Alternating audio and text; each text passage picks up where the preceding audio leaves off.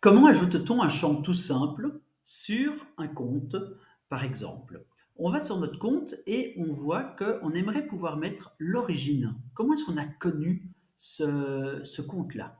Ben, c'est très simple, il faut bien entendu être administrateur pour faire la mise à jour. Alors, on vient ici en haut dans l'outil d'administration. Et dans l'outil d'administration, il y a toute une partie sur la personnalisation. Et c'est le premier qui va nous intéresser, le gestionnaire de fonctionnalités. Il permet de créer et de modifier les fonctionnalités personnalisées et d'organiser les champs, les relations. Donc on va dedans et on va déjà voir qui nous intéresse. Ici, c'est le compte pour connaître son origine. On va sur le compte et là, ce qu'on veut, c'est aller voir les champs. Si on tape origine, donc vous voyez, il n'y a rien qui est noté. Donc nous, ce qu'on veut mettre, c'est créer un champ. Et on veut créer un champ, là on va nous demander quel type de champ on veut mettre.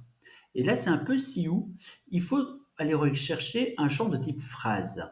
Ben oui, le champ de type texte, c'est une aire de texte, c'est un texte construit, alors qu'une phrase c'est sur une seule ligne. Notre champ, on va l'appeler origine, et le libellé va se mettre en origine aussi. Requis, est-ce qu'il est obligatoire? Ben non. Par défaut, on met rien. La longueur maximum de la phrase, ici en l'occurrence, on peut mettre 50 caractères, on peut laisser 100, c'est pas grave. Les options, le pattern, si vous mettez pattern dans Google, vous avez plein d'options qui vous seront proposées. Est-ce qu'on veut mettre un bouton copier dans le presse-papier? Bon, non, pas un grand intérêt, surtout que là, c'est plus pour d'autres cultures. Auditer, c'est pour pouvoir le mettre dans le flux d'Espo CRM, qui est vraiment une des forces d'Espo, c'est le flux. Est-ce qu'il est en lecture seule après la création?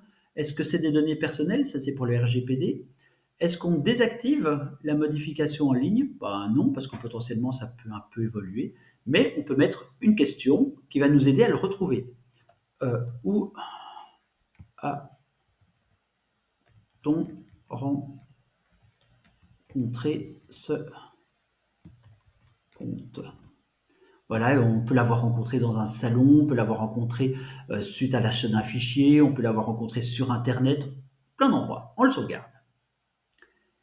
Et là, on voit maintenant que dans mon compte, j'ai l'origine.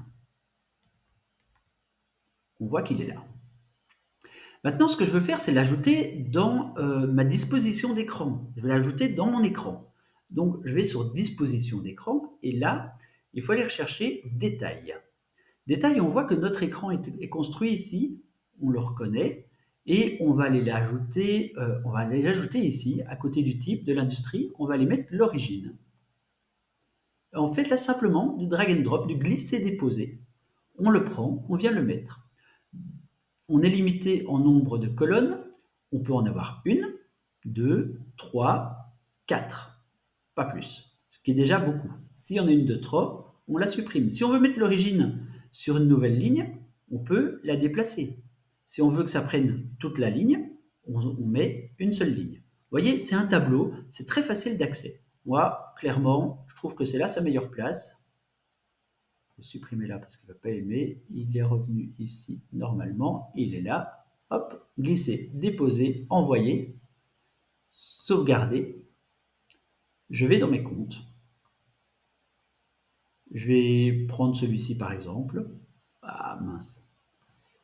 Il m'a envoyé à un mauvais endroit. Bah oui, j'ai cliqué sur le lien bête que je suis. Et l'origine, aucun. Vous voyez, il y a l'infobulle. Où a-t-on rencontré ce compte? Et si je veux le modifier, soit j'édite et je viens rencontrer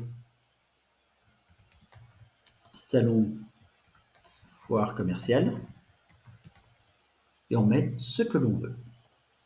Voilà, j'espère que cette vidéo vous a plu. N'hésitez pas à nous demander aussi des vidéos sur Espo CRM. Et puis on est là aussi pour vous accompagner. Si vous avez des questions, appelez-nous chez Cellstream.